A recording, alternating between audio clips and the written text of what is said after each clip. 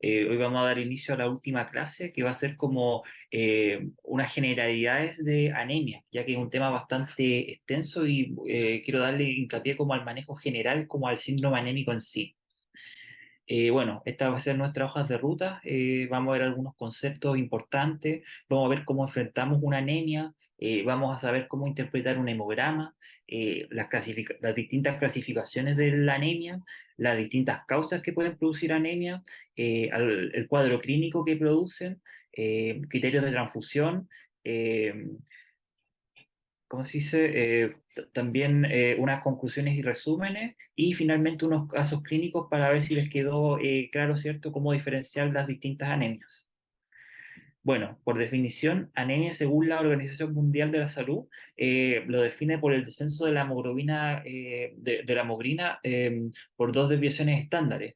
Sin embargo, para efectos prácticos, lo que les recomiendo, ¿cierto?, es que según la edad del paciente, según la edad y el sexo, porque eso determina los valores normales, tienen que saber, ¿cierto?, que hay distintos cortes. Normalmente se habla de que el varón, ¿cierto?, el corte de hemoglobina es hasta 13, mientras que la mujer no embarazada, que es muy importante diferenciar la de la embarazada que tiene otros cortes distintos, es de 12. Entonces, valor entre 13 a 12 normalmente es como lo normal en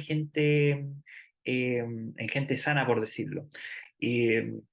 Así que es muy importante tener presente aquello, que varía por la edad y el sexo. ¿Por qué es importante esta enfermedad? Bueno, porque tiene una prevalencia muy frecuente tanto a nivel mundial como a nivel nacional. En este caso se ve, cierto, que según la edad, cierto, puede ir variando. En este caso los lactantes tienen un pic, las mujeres en edad fértil también tienen otro pic y y las embarazadas del segundo y tercer trimestre también tienen otro pic de anemia. Entonces, por eso es muy importante saber cómo manejar esta enfermedad. Bueno, acá un recuerdo de semiología, ¿cierto? El famoso síndrome anémico. Recordemos, ¿cierto?, que hay distintos síntomas de anemia que son que a veces son muy generales, pueden afectar eh, distintos sistemas, pero principalmente puede haber la palidez, ¿cierto? Que normalmente es a nivel cutánea, puede haber, ¿cierto?, compromiso de estado general, astenia, debilidad, ¿cierto? Eh, También puede haber taquipnea, puede haber, ¿cómo se dice? Puede haber cambios en el hábito intestinal, que hay que tener ojo con eso. Puede haber bilirrubina, o sea, perdón, puede haber ictericia dependiendo del tipo de anemia. Puede haber palpitaciones, puede haber también visceromegalias y también puede haber, bueno, y puede haber una ictericia más general, no solamente de las conjuntivas. El síndrome, aprovechando, recordando un poco, un paciente con síndrome anémico, ¿qué causas aparte de la anemia pueden ser diferenciales? Si usted con esta clínica, ¿qué podríamos pensar también?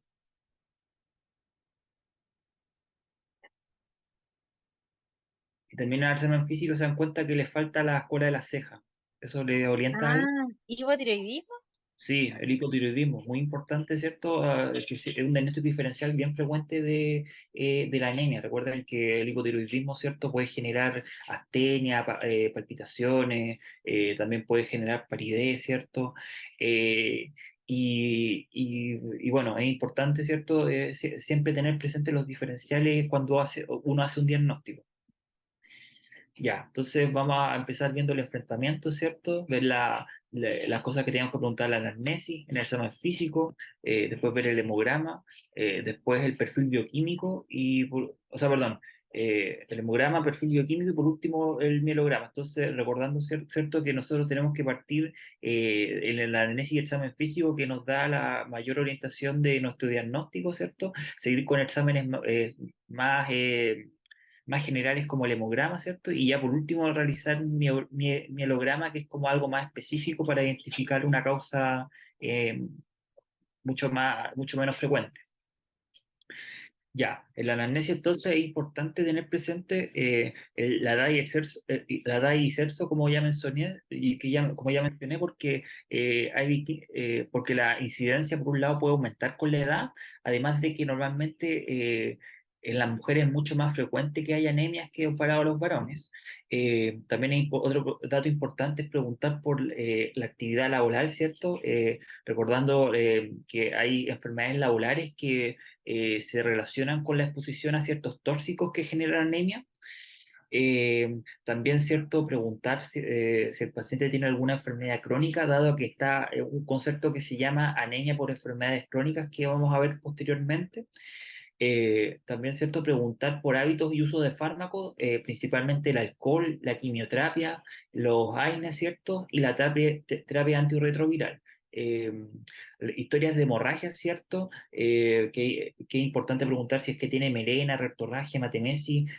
Un paciente con melena y hematemesis, ¿qué me orienta en ese sentido? Como, como otro, aparte del síndrome anémico, como otro diagnóstico sindromático. ¿Una hemorragia digestiva alta? Sí, entonces es muy importante, ¿cierto? Tener en consideración de que la anemia puede estar no solamente como una enfermedad aislada, sino también como parte de un proceso. Entonces, es muy importante preguntar por esto, historias de hemorragia, así como también los antecedentes ginecológicos, porque a veces puede ser que la mujer tenga una hipermenorrea, tenga cierto metorragia o algún uso o que esté usando algún dispositivo intrauterino. Yo no sé si ustedes conocen los conceptos de hipermenorrea y metrorragia. Voy a explicar brevemente. Hipermenorrea, ¿cierto? Es cuando hay un sangrado más abundante de lo habitual en la regla, que en este caso se habla de entre 80 cc, pero normalmente la mujer va a saber como cuánto es lo mayor, ¿cierto? A comparar a lo normal. Y la metrorragia significa todos los sangrados que están fuera de la menstruación. Bueno, ahora vamos a pasar al examen físico.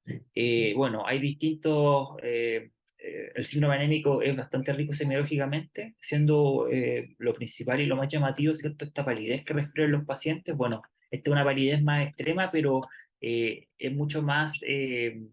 ¿Cómo se dice? Como se va a notar primeramente las mucosas, ¿cierto? Es importante ver las conjuntivas para evaluar la palidez, las mucosas, ¿cierto? Pero, y eventualmente ya a nivel más externo, eh, más de la piel, ¿cierto? Se va a notar estas diferencias, pero esto ya es un caso más extremo. Pero lo principal es eso, examinar las mucosas en busca de la palidez. También está el concepto de la coilonigia, que esto se asocia bastante a la anemia, la anemia ferropénica. En este caso, no sé si se nota, pero la uña tiene esta forma como de cuchara, por decirlo, es como, ¿cómo se dice? Bueno, que es producto por la falta de hierro, ¿cierto? También está la agrositis atrófica, que, bueno, como pueden evidenciar, ¿cierto? Esto es producto de esto más orienta a una anemia megaloblástica. Y también acá, no sé si se nota mucho, pero está la queilitis angular, ¿cierto? Que como evidencia la flecha, ¿cierto? Esta sequedad de la piel que se puede evidenciar. Eh, Ya, entonces, bueno, esas son algunas cosas del examen físico a modo general, hay más, pero es como lo principal. Ahora, continuando, ¿cierto? Una vez que sospechamos, ¿cierto? Una anemia, tenemos que pedir el hemograma. El hemograma, como sabrán, ¿cierto? Es uno de los exámenes que son más solicitados en el laboratorio. De hecho, en urgencia a casi todos los pacientes se le pide hemograma. Eh, También, ¿cierto? Al hemograma se le puede complementar un frotis, que normalmente no se solicita mucho, pero que igual es una forma de complementar, ¿cierto? El estudio en caso de sospechar alguna anemia en específico, ya que va a detectar alteraciones morfológicas como vamos a ir viendo. Bueno, acá les puse como un hemograma normal según si es hombre o mujer, ¿cierto? Esto en gente joven, ¿cierto? Pero es importante que tengan en cuenta que los valores normales van a variar, ¿cierto? Según el laboratorio, pero siempre va a haber como valores como críticos. Por ejemplo, como mencioné, ¿cierto? Un varón hasta una hemoglobina de 13 podemos tolerar, una mujer hasta 12, pero de nuevo todo depende del laboratorio con el que ustedes trabajen. Bueno, acá, ¿cierto? Más enfocado en en la anemia, en este caso, nos interesa ver el tema de los eritrocitos, ¿cierto? Muy importante la hemoglobina. La hemoglobina es la que más nos ayuda a clasificar la, la anemia, la anemia, como vamos a ver más adelante. También el hematocrito, el volumen corpuscular medio, el, eh, entre otras cosas que vamos a ir viendo, y acá quiero que se acuerden siempre que si hay anemia, revisar el volumen corpuscular medio. ¿Esto por qué? Bueno, el volumen corpuscular medio es el valor promedio del volumen individual que ocupa cada glóbulo de rojo en la sangre, es decir, que evalúa el tamaño que tienen los glóbulos rojos. Normalmente se habla que los valores normales son entre 80 a 100 femtolitros. Esto, como podemos observar, acá tenemos lo que es un frotis normal. Como pueden ver, ¿cierto? Los tamaños son como concordantes, por tanto no hay como alteraciones en el volumen corpuscular. Probablemente estemos en valores entre 80 a 100, que es lo normal. En cambio, en este, ¿cuánto se llama? En este frotis podemos observar que hay diferencias significativas entre los distintos tamaños, utilizando la fecha molar como nuestro glóbulo rojo normal, por decirlo, y los rojos como los que están más alterados, ¿cierto? Podemos observar de que hay unos más pequeños que otros. En este caso, tendríamos un volumen corpuscular menor a 80 y por tanto estaríamos hablando de microcitosis, que ya vamos a ver las causas de microcitosis. Y también tenemos el otro extremo, en donde, bueno, de nuevo, utilizando el glóbulo rojo que está de color morado, ¿cierto? Si lo comparamos con los que están en color rojo, vemos que estos tienen un mayor tamaño, y esto es lo que se llama macrocitosis, que también tiene sus causas que vamos a ver posteriormente. Otros índices eritrocitarios también a considerar está la hemoglobina corpuscular media, que es la hemoglobina dividido en el recuento de eritrocitos, que bueno, representa la carga media de hemoglobina a cada eritrocito y que permite identificar si la anemia es normocrómica o hipocrómica, es decir, qué tan colorido se ve, ¿cierto? Se ve el glóbulo rojo. También tenemos lo que se llama la concentración de hemoglobina corpuscular media, pero este normalmente no se utiliza mucho, principalmente el BCM y la hemoglobina junto al hematocrito. Eh, Otro que se puede utilizar bastante son los reticulocitos, el cual mide la producción de glóbulos rojos. Recordemos que son glóbulos rojos, ¿cierto? Jóvenes que están en la fase previa a la maduración de un eritrocito ya más maduro. Gracias a este índice nos permite identificar si es que es una anemia regenerativa o si es una anemia arregenerativa. En este caso, ¿cómo se dice? Tenemos un índice de producción reticulicitaria, ¿cierto? Que, bueno, acá les pongo la fórmula, pero dependiendo del valor, ¿cierto? Podemos clasificar si este recuento está bajo, normal o si está alto. En caso que esté alto, nos permite clasificar, nos permite decir de que esta es una anemia regenerativa, dado a que, ¿cierto? Al haber pérdidas se están creando más glóbulos rojos y por tanto hay más células jóvenes. Y esto principalmente se da en causas como la hemorragia aguda, ¿cierto? O un paciente que esté con hemólisis. En contraste, si tenemos un índice reticulicitario bajo o normal, probablemente estemos ante la presencia, ¿cierto?, de un problema en la producción o que hay una producción ineficaz, ¿cierto?, de eritrocitos, y ahí después tenemos que utilizar el BCM para determinar la causa. Pero principalmente el índice reticulicitario, recuerden, nos divide, ¿cierto?, si son regenerativas y regenerativas. Las regenerativas tienen las dos causas que ya mencioné y las regenerativas tienen todas las demás causas. Bueno, acá, como se dice, como de nuevo la fórmula, normalmente tenemos que corregirla según el hematocrito. En este caso que en este caso normalmente el índice reticulocitario en caso de un hematocrito normal es el valor, ¿cierto? El valor que está más arriba. Ya, acá, ¿cierto? Los reticulocitos que están expresados en la flecha azul, recuerden, ¿cierto? Que como son células inmaduras, ¿cierto? Tienen esta pigmentación, ¿cierto? Donde se notan los núcleos, producto, ¿cierto? Eh, de que todavía, ¿cierto? No han madurado porque recuerden que el eritrocito, ¿cierto? En su maduración pierde algunas características como lo es, ¿cierto? La forma, ¿cierto? El núcleo, etcétera. Otro concepto también es lo que se llama la amplitud de la distribución eritrocitaria, el ADE, que va a ser el reflejo de la anisitosis o también conocida como diferencia de tamaño de los glóbulos rojos.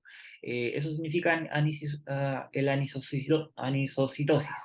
Normalmente en el hemograma siempre va a haber un grado, porque recordemos que siempre están produciendo glóbulos rojos, por tanto siempre van a haber regenerativas o regenerativas. Los glóbulos rojos más jóvenes tienen un volumen mayor que los glóbulos rojos más maduros. Recuerden, ¿cierto?, eh, que el tamaño, ¿cierto?, que van disminuyendo a medida que van madurando.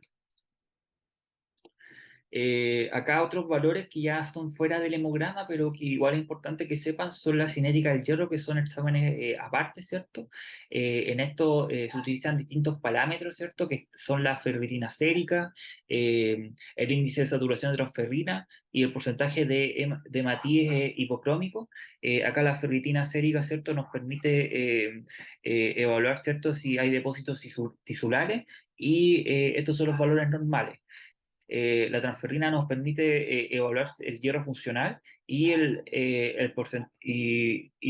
tiene que ser mayor a 20 o si no estaríamos hablando de una ferroterapia.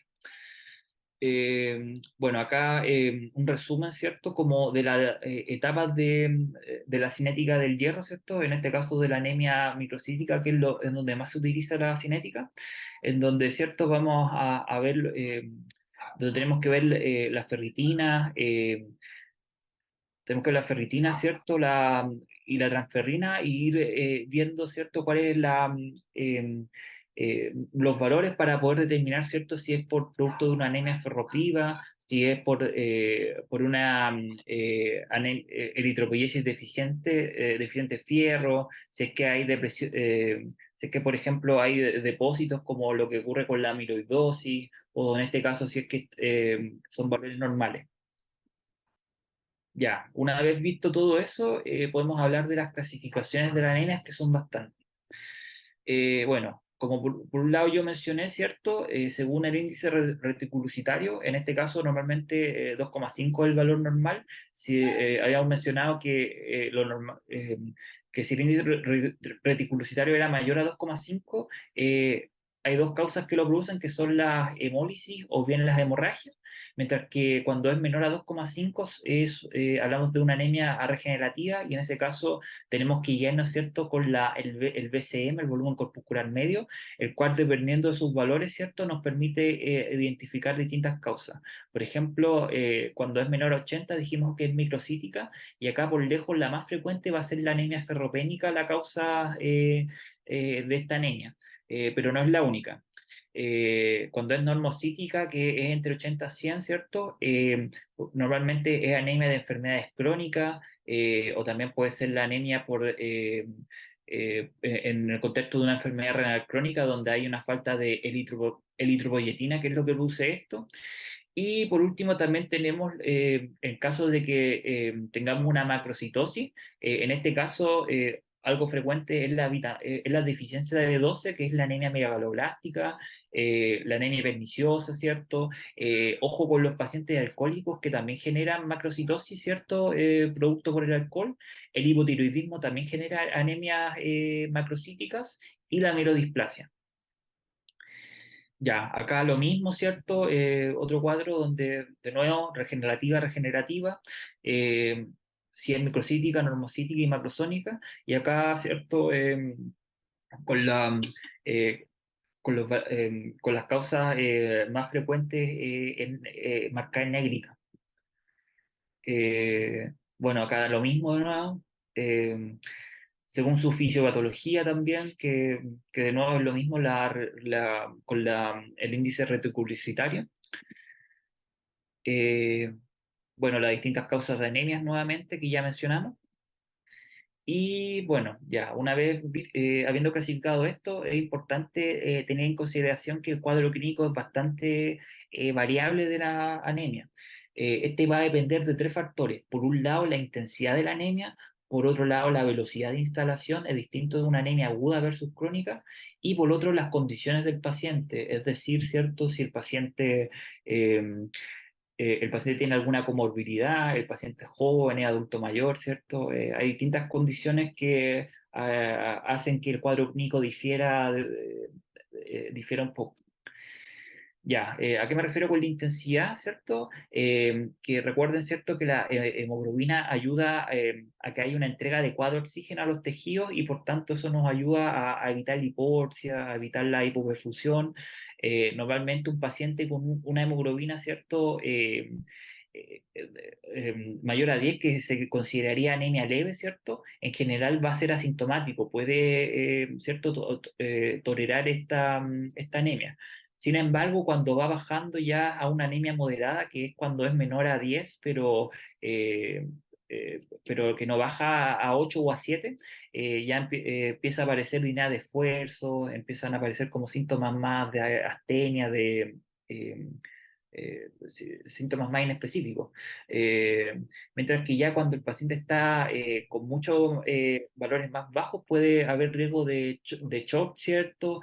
Puede haber riesgo de falla cardíaca. Entonces, esto es lo que se refiere con intensidad de la anemia. Entonces, entre más pérdida de sangre, ¿cierto? Más riesgo de un shock hipovolémico. Y por tanto, obviamente, nuestra conducta cambia. Eh, Bueno, acá también, ¿cierto? Intensidad de la anemia, la velocidad de instalación. Recuerden, ¿cierto? Que una enfermedad aguda es distinta a una enfermedad crónica. En la enfermedad crónica, el paciente ya tiene como, eh, ya tiene como, ¿cómo decirlo? Como eh, está como más estable, está, ¿cierto? Tiene una condición que le permite soportar esta cronicidad, mientras que un paciente de instalación aguda no.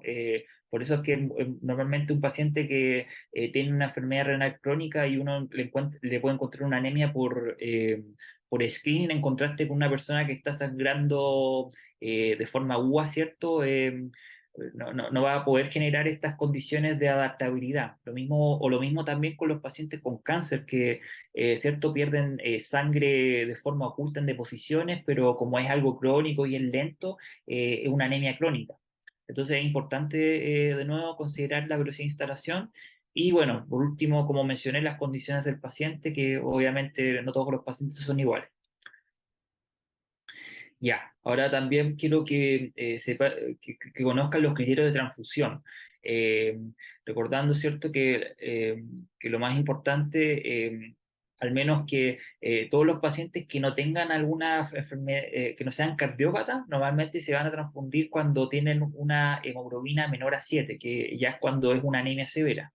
Mientras si un paciente es menor a 8, mientras que un paciente cardiópata se considera como anemia severa cuando es menor a 8. Entonces, es muy importante por lo menos que manejen esos valores que son como críticos. Eh, bueno, es importante también saber las dosis. La dosis de transfusión de glóbulos rojos es de una unidad en un paciente estable y ya en situaciones críticas se le puede indicar más de una unidad. Es muy importante que siempre después de una transfusión deban medir el hematocrito y la hemoglobina, dado que, cierto, tenemos que ver si que efectivamente la transfusión fue un éxito. Y esto también es súper importante, que cuando nosotros transfundimos una unidad de glóbulos rojos, debiese aumentar el hematocrito y hemoglobina en un punto, ¿cierto? Eso normalmente en una persona de 70 kilos, que es como lo ideal. Bueno, actualmente el promedio yo creo que ha subido, pero es lo que se habla en los libros, que debiese subir un punto por cada unidad.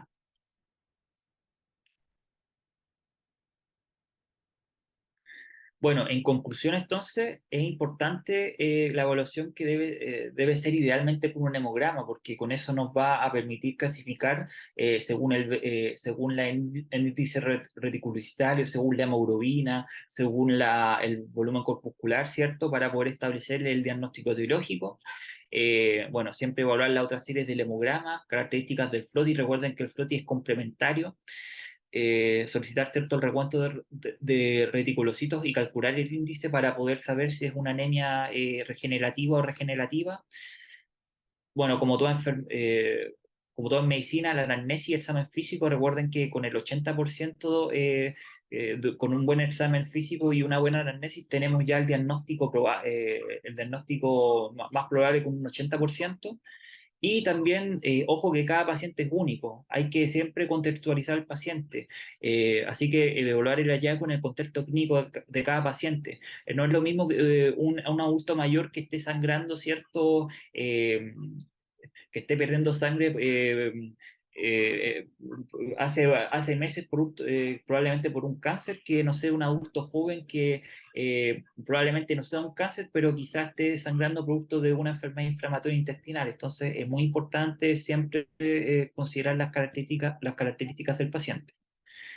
Bueno, acá les dejo un flujograma, ¿cierto? Que es básicamente lo mismo que les he repetido. De nuevo, súper importante saber bien cómo son los esquemas, saber bien cómo interpretar los valores.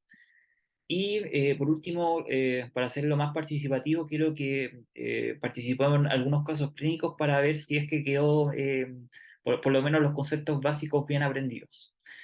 Ya, le dejo este primer caso. Paciente de 33 años que sigue que realiza una dieta recomendada en TikTok por ética, sin asesoramiento nutricional.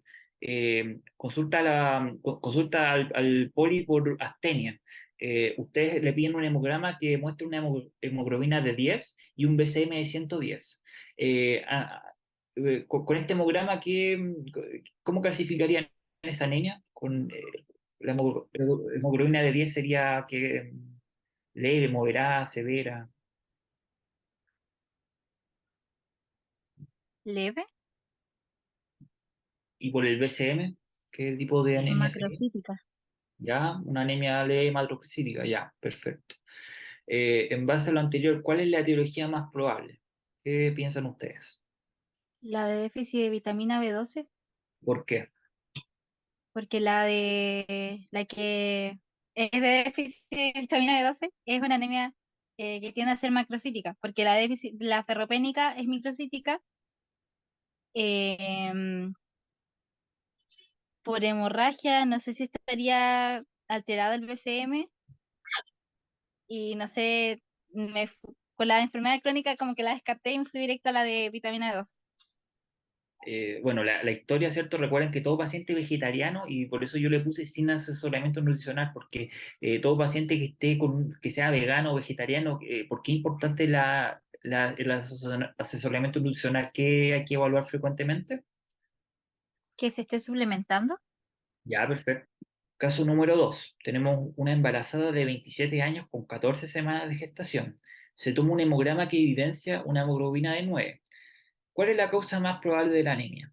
Que la paciente al estar embarazada está como en un estado de hiperdinamia, entonces como yo al menos me iría por la opción B porque como dice ahí, hay como una mayor demanda. Yo pienso lo mismo que edad, la verdad. O sea, como que al estar embarazada se produzcan cambios en los volúmenes. Bien, efectivamente, aumento del volumen sanguíneo y el aporte del feto.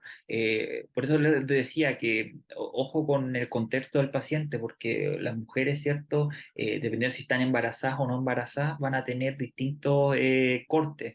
Y en la embarazada, a su vez, van a ver que tienen distintos cortes según el trimestre, pero normalmente, más que una anemia, es como una dilución, justamente por este aumento de volumen sanguíneo y transporte al feto. Entonces, es muy importante siempre hacer una anamnesis, hacer un buen examen físico para saber que nos estamos enfrentando en este caso a una paciente embarazada, que obviamente cambia los valores y cambia cierto el contexto, ¿ya?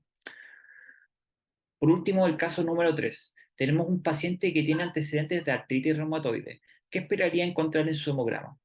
Esta es más difícil, así que piensen un poco más. Debería estar normal la BCM, Ya, que perfecto. tiende a ser normocítica. Sí. Ya, por tanto, vamos a descartar la B y la D, ¿cierto? Nos quedamos con la I y la C. Qué les dije de la ferritina? Ahí está como la clave. ¿Qué era la ferritina? Pero trans es como de transportar, ¿o no? Es como la que ayuda Sí, en el transporte de hierro. sí, ¿La ferritina tiene que ver con el almacenaje? sí. Si dijimos que la artritis reumatoide no genera anemia microcítica, ¿debería la ferritina estar aumentada o debería estar disminuida? ¿Aumentada? Sí. Bueno, esto es algo que no les expliqué y quiero aprovechar de explicar, es que aparte de ver la cinética del hierro, también la ferritina y la transferrina nos ayudan a ver como procesos inflamatorios. En este caso, la ferritina está aumentada en la artritis reumatoide, dado que la artritis reumatoide es una enfermedad crónica, y la transferrina va a estar disminuida porque es como, eh, digamos que es como un indicador negativo, o sea, la enfermedad crónica disminuye, mientras que si fuera una enfermedad aguda, por ejemplo, no sé, una artritis séptica, la transferrina estaría aumentada mientras que la ferritina disminuía. Entonces, ese es como el concepto que quiero que tengan, que esta es como pregunta típica del LUNACON, como eh, que ferritina aumentada, ¿cierto? Enfermedad crónica, mientras que la transferrina aumentada es como un proceso inflamatorio más agudo, ¿ya? Y eso sería porque como que el cuerpo trata de sacar todos los depósitos posibles y por eso la transferrina aumenta, la ferritina disminuye, como porque el almacenaje se ve disminuido Sí, y en los recuerden que procesos agudos.